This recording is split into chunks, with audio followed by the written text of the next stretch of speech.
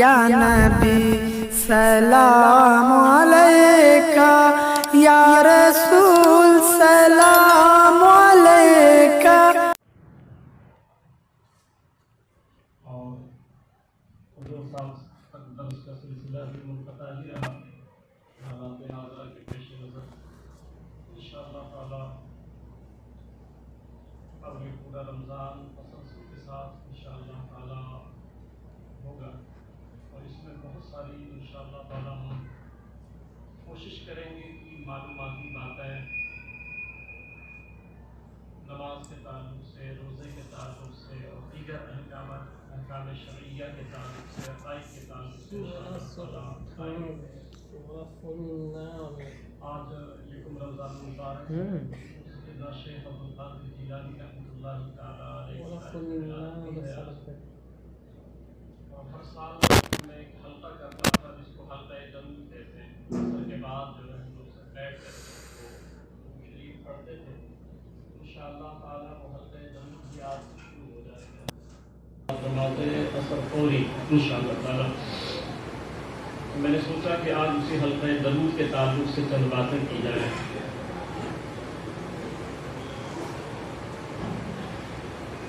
ایک روایت سنیں، ترمذی شریف کی روایت ہے، اور ویسے بھی جو آیت ہے ان اللہ و ملائکتہ یصلون علی النبی، بے شک اللہ اس کے سارے فرشتے کیا کرتے ہیں؟ حضور صلی اللہ علیہ وسلم پر درود پڑھتے رہتے ہیں۔ سبحان اللہ۔ اب یہ جو درود ہے نا، یہ اتنا بڑا عمل ہے کہ آپ دیکھیں کہ نماز اللہ تعالیٰ نہیں پڑھتا ہے، روزہ ہے، حج ہے، زکوٰۃ ہے، سبحان اللہ، الحمدللہ، ماشاء اللہ، لا الہ الا اللہ، یہ سب اللہ پڑھتا ہے؟ نہیں پڑھتا۔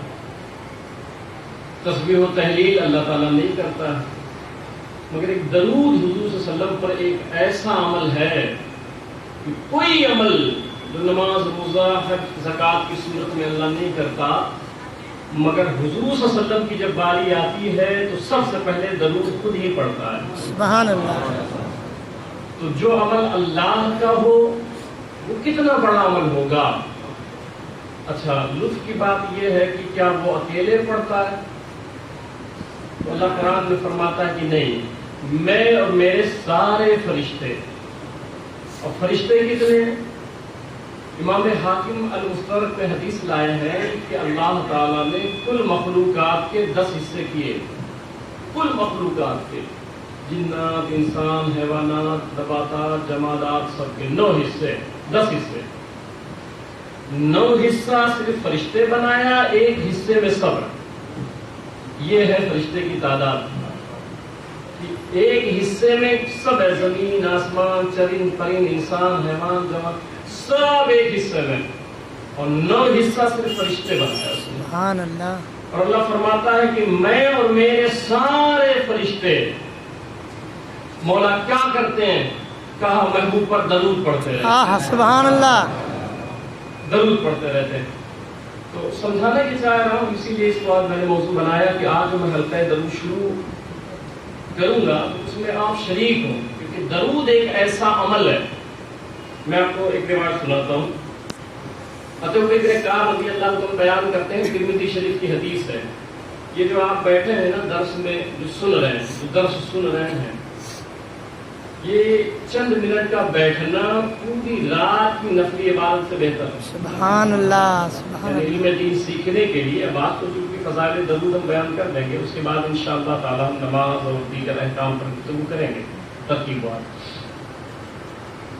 تو حضرت کعب رضی اللہ عنہ بیان کرتے ہیں، ترمذی شریف کی روایت ہے، تو یا رسول اللہ انی اکثر الصلاۃ علیک، سرکار میں آپ پر درود شریف تو بہت پڑھتا ہوں، کثرت کے ساتھ پڑھتا ہوں، فَكَمْ أَجْعَلُ لَكَ مِنْ صَلَاتِي، مگر وقت بتا دیں کہ کتنا وقت درود پڑھوں۔ یہ ایک صحابی رسول نے حضور صلی اللہ علیہ وسلم سے خود ہی پوچھ لیا کہ آپ مجھے بتا دیں، پڑھتا تو بہت ہوں درود، مگر آپ براہ راست بتا دیں کہ میں کتنا وقت درود شریف کے لیے نکال لوں۔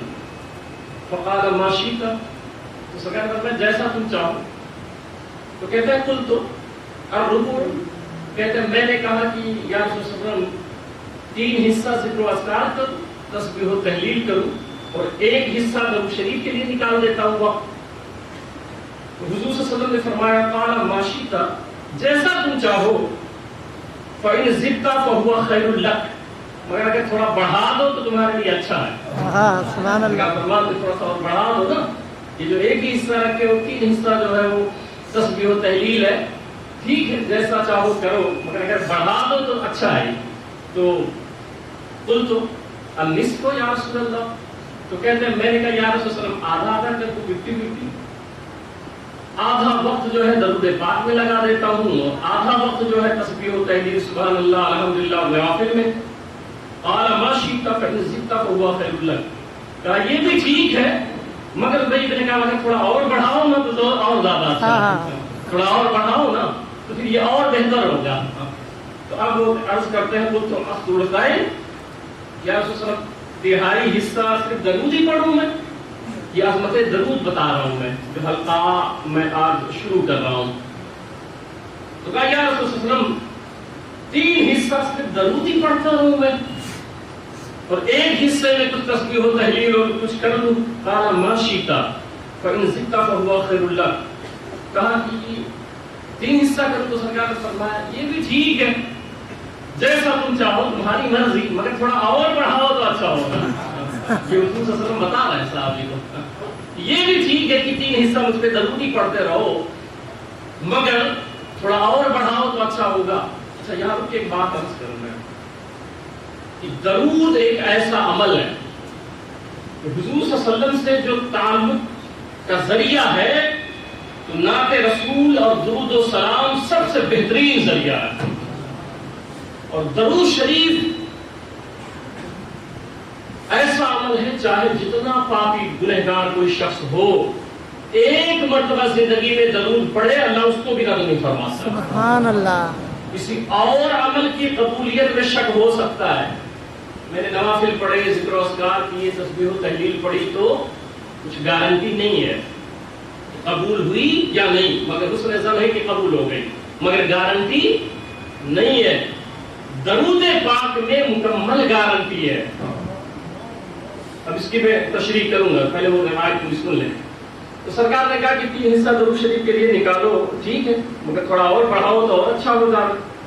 تو قلت اجعل لك الصلاة كلها، کہ یا رسول اللہ پھر پورا وقت میں درود ہی پڑھتا رہوں، ہر لمحہ ہر گھڑی ہر ساتھ بس ایک ہی عمل کروں میں کہ درود ہی پڑھتا رہوں۔ قال اذا يكفى همك ويكفر لك ذنبك، سرکار نے فرمایا اگر تم ایسا کر لو تو تمہارے سارے مشکلات حل ہو جائیں گے۔ سبحان اللہ، سبحان اور اللہ، سارے مشکلات حل ہو جائیں گے تو تمہارا حال یہ ہوگا کہ تم گناہوں سے پاک ہو جاؤ گے۔ سبحان اللہ، یہ سرکار نے عمل بتایا صحابی کو کہ اگر تم ہمیشہ درود پڑھتے رہ جاؤ اور پڑھنے لگ جاؤ تو اللہ تعالیٰ تمہارے گناہ بھی معاف فرما دے گا اور جو بھی مشکلات تمہاری ہوں گی اللہ سارے مشکلات کو حل فرما دے گا، حل فرما دے گا۔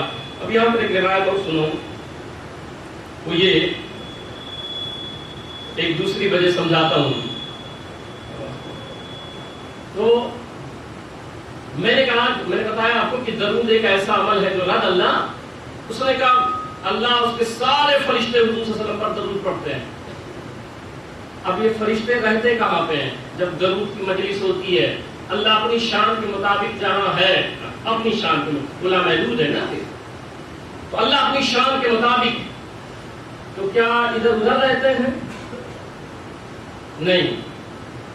صحیح بخاری میں کتاب التفسیر اسی آیت کی تفسیر جو ہے ان اللہ ملائکۃ، صحیح بخاری پڑھیں، اس میں ہے ان اللہ تعالی قضاؤہ عند الملائکہ، بے شک اللہ درود پڑھتا ہے۔ اس کا کیا مطلب ہے؟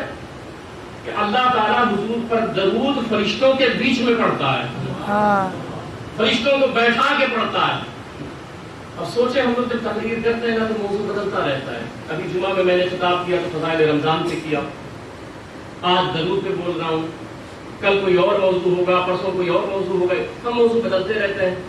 خطیب بھی ہمارے یہاں چینج ہوتے رہتے ہیں، آج حضرت بیان کیا، پرسوں فلاں حضرت، پرسوں فلاں حضرت، اس طرح ہمارے یہاں خطیب بھی بدلتے رہتے ہیں۔ مگر درود ایک ایسا عمل ہے کہ یہ اللہ خود کرتا ہے، خطیب بھی اللہ ہی ہے، خطیب اللہ ہی ہے، اور سامنے سارے فرشتے ہیں، سامنے سارے فرشتے ہیں، یہاں خطیب بدلتے رہتے ہیں، وہاں خطیب ایک ہی ہے اور ہمیشہ ہر لمحہ حضور پہ درود پڑھتا رہتا ہے۔ سبحان جو اللہ، میں نے نقطہ سمجھایا کہ درود کوئی بھی پڑھ دے اللہ رد نہیں فرماتا، کیوں؟ اس نے کہا تو یہ ہے کہ تم درود پڑھو، یہ حکم ہے نا کہ بے شک اللہ اس کے سارے فرشتے تو یا ایھا الذین آمنوا صلوا علیہ وسلموا تسلیما، اے ایمان والو تم لوگ بھی خوب درود پڑھو، سلام پڑھو۔ اس نے کہا تو ہم درود میں کیا پڑھتے ہیں؟ آپ کبھی غور کریں، اس نقطے پر غور کریں۔ میں نے جو نقطہ سمجھایا نا کہ چاہے جتنے بڑے پاپی ہو درود پڑھو، ایک رتی شک نہیں ہے کہ قبول نہ ہو۔ وہ نقطہ سنیں کیسے؟ اس لیے کہ درود کیسے ہم پڑھتے ہیں؟ سب سے افضل درود درود ابراہیمی شریف ہے، اللہم صلی علی محمد۔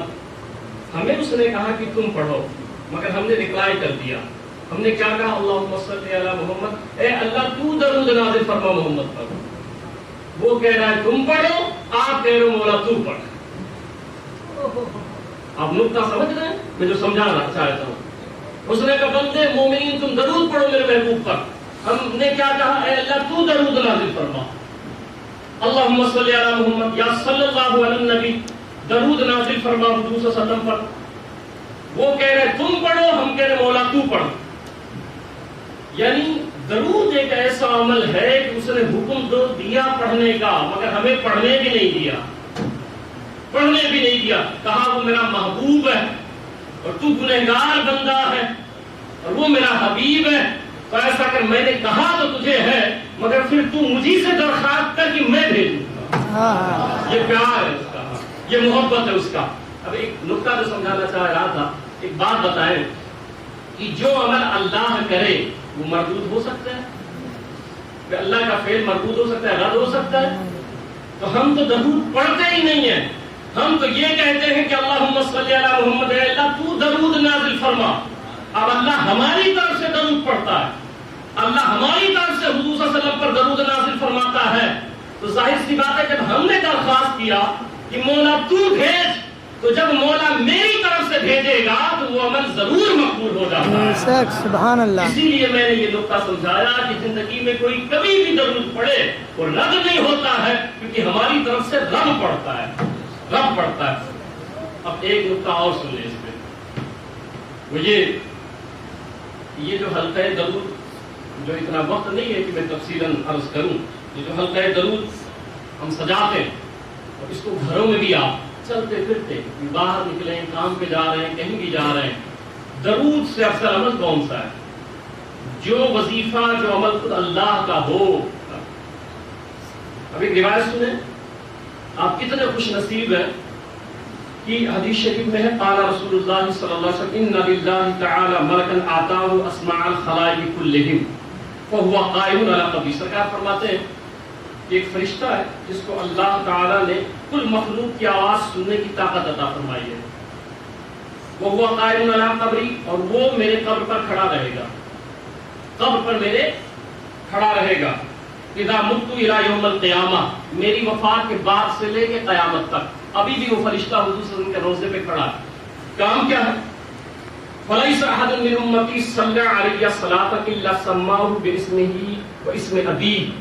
جب کوئی بھی بندہ مومن کہیں سے بھی درود پڑھتا ہے تو وہ فرشتہ اس کا نام اور اس کے باپ کا نام، اب آپ سوچیں کتنا خوش نصیب ہے۔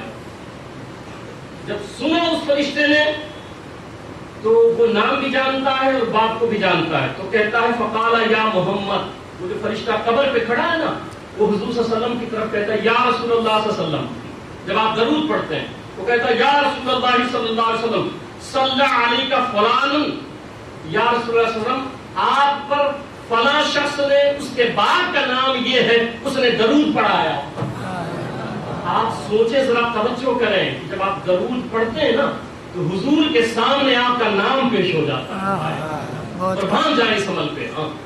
ہم درود پڑھتے ہیں تو فرشتہ کہتا ہے یا رسول اللہ، مدینہ مسجد میں بیٹھ کے نام بتاتا ہے فلاں ابن فلاں، یا رسول اللہ صلی اللہ علیہ وسلم آپ پر درود پڑھ رہا ہے، درود پڑھ رہا ہے۔ حضور صلی اللہ علیہ وسلم اس نام کو سنتے ہیں، اس کے باپ کے نام کو سنتے ہیں، پھر سرکار فرماتے ہیں اچھا یہاں کسی کو یہ مغالطہ نہ ہو جائے کہ بھئی وہ حضور صلی اللہ علیہ وسلم براہ راست سننے کی طاقت نہیں رکھتے، معاذ اللہ، اس لیے فرشتہ منتخب کیا ہے۔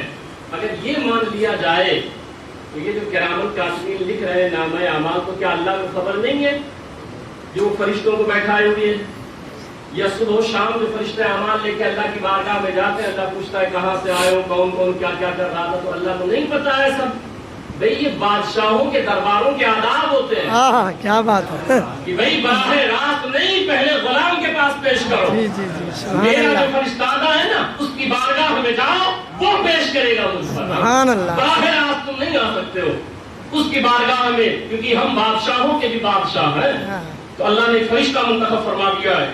تو میں یہ بتانا چاہ رہا ہوں کہ جیسے اللہ کے علم کی نفی یہاں نہیں ہوتی ہے کہ اللہ سب کچھ جانتا ہے، یہ سب کا عقیدہ ہوتا ہے، ایسے یہ جو فرشتہ وہاں کھڑا ہے اس کے سننے سے حضور کے سننے کی نفی نہیں ہوتی ہے۔ ورنہ سرکار تو یہ فرماتے ہیں انی اسمع الصلاۃ اہل محبتی واعرفہم، سرکار فرماتے ہیں جو مجھ پر کوئی محبت سے درود پڑھتا ہے، سلام پڑھتا ہے، تو سرکار فرماتے ہیں میں براہ راست سنتا رہتا ہوں، سبحان اللہ سبحان اللہ، براہ راست سنتا رہتا ہوں، اور کسی پر نہیں ختم فرمایا۔ کتنے خوش نصیب ہیں آپ، کتنے خوش نصیب ہیں۔ سرکار فرماتے وعارفہم، جو جہاں بیٹھ کے پڑھتا ہے، چلتا پھرتا پڑھتا ہے، سرکار فرماتے ہیں اس کے چہرے کو بھی پہچانتا ہے۔ ہاں ہاں سبحان اللہ، کون مجھ پر درود پڑھ رہا ہے، کون مجھ پر درود پڑھ رہا ہے۔ تو آپ درود شریف کو آج سے یہ شروع کر پھر انشاءاللہ تعالی۔ ویسے حقیقت تو یہ ہے، میں اتنا وقت نہیں، ایک دو منٹ اور سن لیں کہ قال رسول اللہ صلی اللہ علیہ وسلم، درود شریف تو حالت یہ تھی کہ حضور صلی اللہ علیہ وسلم فرماتے ہیں قال رسول اللہ صلی اللہ علیہ وسلم اذا دخل احدکم المسجد فلیسلم علی النبی، تو کیا فرماتے ہیں جب تم مسجد میں آؤ نا تو اپنے نبی پہ پہلے سلام کیا کرو۔ ہاں سبحان اللہ، حدیث ہے یہ کہ جب مسجد میں آؤ تو کہو السلام علیکہ ایھا النبی یا الصلاۃ والسلام علیکہ، یا مسجد میں جب آؤ تب یہ پڑھا کرو۔ بات تو پتہ نہیں کیوں لوگ نہیں پڑھتے ہیں، نہیں پڑھتے ہیں۔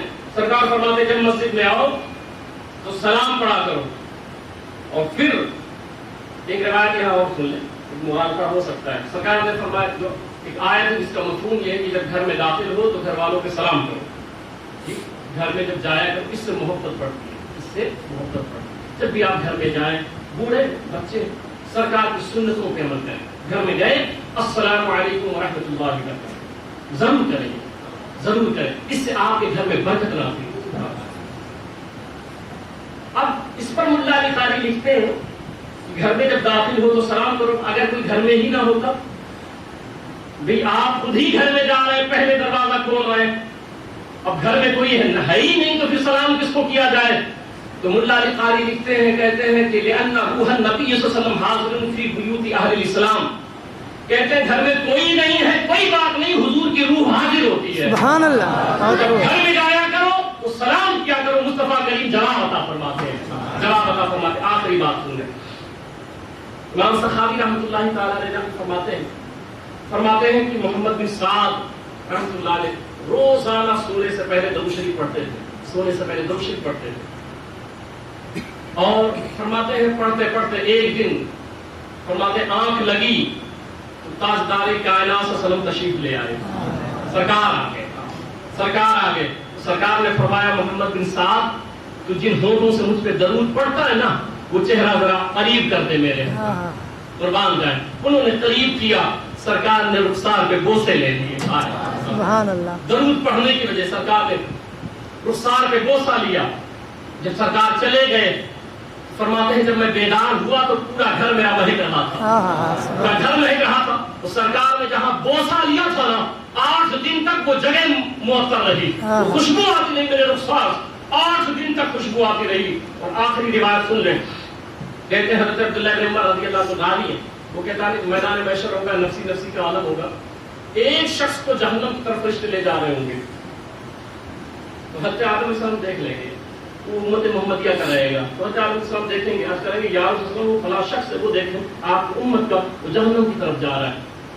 حضور صلی اللہ تعالی علیہ وسلم جو ہے جائیں گے، جانے کے بعد فرمائیں گے فرشتوں سے اس کو روک نہیں، کیا بات ہے؟ کہیں گے یا رسول اللہ میزان پہ ترازو جو ہے وہاں کا ہوگا، اس پر نامہ اعمال تولا گیا تو اس کے گناہ زیادہ تھے، دیکھتے ہیں سرکار فرمائیں گے لے چل۔ اب یہ جو شخص رہے گا نا وہ پہچانے گا نہیں کہ یہی میرے آقا ہے، یہی میرے آقا سرکار تو خود فرماتے ہیں کہ جو شخص یہ چاہتا ہے کہ میدان محشر میں وہ میرے قریب ہے، حدیث کی روایت سنیں، اول الناس فی یوم القیامۃ اکثرهم علی الصلاۃ، سرکار فرماتے ہیں جو شخص یہ پسند کرتا ہے کہ محشر میں میری قربت مل جائے، جب سب پریشان ہیں وہ میرے قریب آ جائے، میرے بغل میں آ جائے، تو سرکار نے ایک نسخہ بتایا ہے، فرمایا وہ دنیا میں مجھ پہ کثرت کے ساتھ درود پڑھا، سبحان اللہ، محشر میں وہ میرے ساتھ، سرکار تو یہاں تک فرماتے ہیں کہ جو کثرت کے ساتھ مجھ پر درود پڑتا ہے دنیا میں، محشر میں ڈھونڈ کے اس کے خود مسافہ کروں گا، ہاں سبحان اس کو اللہ، ڈھونڈوں گا میں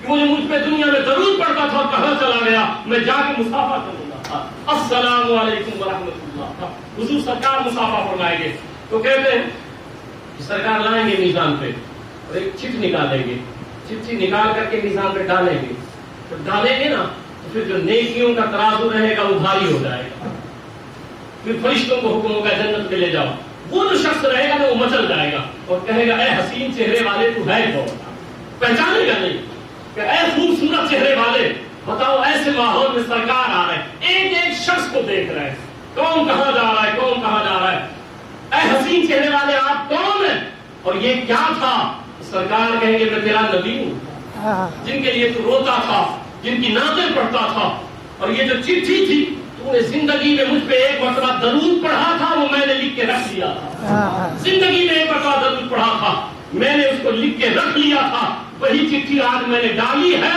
تیری نیکیاں زیادہ ہو گئی ہیں، کہ فرشتے اس کو جنت میں لے جائیں گے، اس لیے آپ رات آج سے شروع کریں یہ عمل، کثرت کے ساتھ آپ درود شریف پڑھیں، اور عصر کے بعد حلقہ درود انشاءاللہ روزانہ ہوگا، کم سے کم 100 مرتبہ انشاءاللہ عصر کے بعد درود شریف پڑھا جائے گا، آپ ذرا اس میں بھی حلقہ بنا کر